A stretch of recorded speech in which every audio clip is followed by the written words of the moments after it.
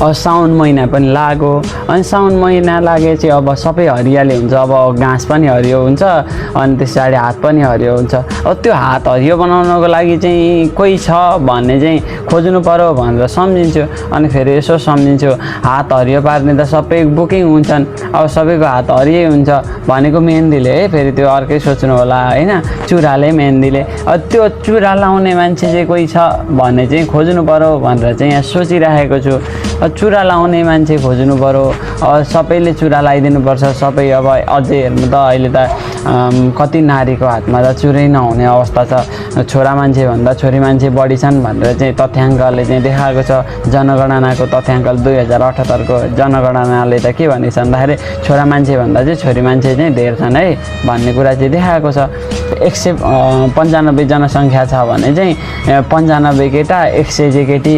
हुने सम्भावना छ भन्ने एउटा तथ्याङ्कले देखाएको छ अनि यो तथ्याङ्क हेर्दाखेरि त अब धेरैको हातहरू चाहिँ खाली हुने देखियो अब कसैले 4वटा 5वटा पनि लगाइदिएका छन् लाउन त 4वटा 5वटा हातमा त्यतिकै चुरा भरिदिने पनि छन् तर कोही चाहिँ भनेका सोझा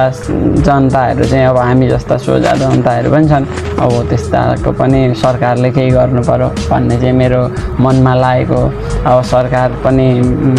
विवाहितकै सरकार छ लगभग सबै विवाहितै छन् त्यति धेरै सोच्दैनन् हामी युवाको बारेमा यस्ता कुराहरूलाई चाहिँ ध्यान दिनुपर्छ कि सरकारले जस्तो लाग्छ म काङ्ग्रेसी एमाले भएर चाहिँ सरकारको विरोध गरेको होइन